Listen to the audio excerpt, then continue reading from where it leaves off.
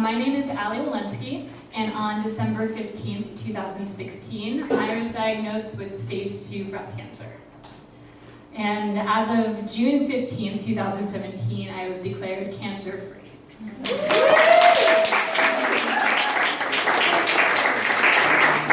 The Lilith article I am featured in focuses on my advocacy for an incredible organization called Planned Parenthood. Planned Parenthood was the first place I went to for a breast exam. They also wrote all of my prescriptions for any tests I needed and checked in on me the day after I was diagnosed. It's impossible for me to overstate how much Planned Parenthood helped me and how they truly saved my life. Most women my age aren't too concerned about breast cancer. It's usually something that affects women who are at least twice my age, but breast cancer is something that's been on my mind for a while now. My family has a history of the BRCA1 gene mutation. This mutation gives a person anywhere from a 65 to 89% chance of developing breast and ovarian cancer, as well as a higher chance of other cancers such as skin and pancreatic. My mother, her 2 sisters, my first cousin, and as I would come to find out, my sister and I all have this mutation. Not only that, but my grandmother and her 2 sisters, who are all BRCA negative, are all breast cancer survivors. Ashkenazi Jewish women are also at a higher risk of developing breast cancer. I knew and accepted the fact that it would happen to me someday, I just didn't think it would be so soon.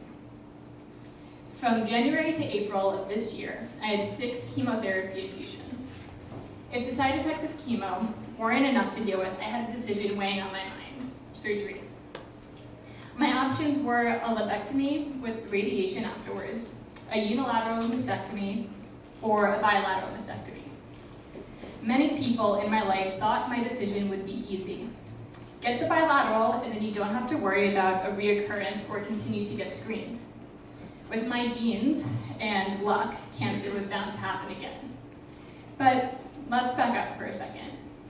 I'm 25 years old. Opting to get my breast cut off, breasts that I've had for 15 years and proudly grew myself, it's not an easy decision for me. There is a trend now of young BRCA-positive women opting for a double mastectomy before they're diagnosed to make sure they don't develop breast cancer. They have every right to make that decision if they feel that's the best option for them. But this is the problem I kept coming back to. Even without breast tissue, a person still has a 1 to 3% chance of developing breast cancer. I had a big decision to make. After talking to my doctors, I decided to go with a unilateral mastectomy to just remove the breast where cancer was found. That way, I wouldn't have to go through radiation, and I could hopefully end my cancer journey for the time being while continuing to get screened for peace of mind. Now I had yet another decision to make. Do I use my own fat tissue for reconstruction or use an implant? After doing a little research and looking at pictures in my plastic surgeon's office, I decided to go with flat reconstruction and use my own tissue. For this procedure, they cut fat tissue from one part of your body and they use it to reconstruct my breast. As my doctor examined me, he kept saying he wasn't sure if there was enough fat in one part of my body to match my current size. And I would just like to say this is the only time where having large breasts and minimal fat has personally been a problem for me. My 10-hour surgery that happened 5 weeks ago as of tomorrow ended up consisting of complete removal of my left breast tissue, removal of 12 lymph nodes, and a transfer of tissue from both of my inner thighs to reconstruct my breast. I had a fantastic team of doctors, and I even got to keep my nipple.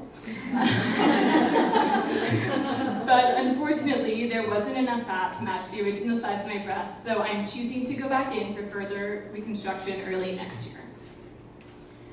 You've heard a lot about the difficult decisions I had to make throughout this process, and there are even more I didn't talk about.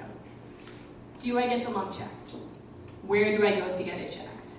Who should my oncologist and breast specialist be? Do I freeze my eggs? Do I get a port put in? When do I start disability?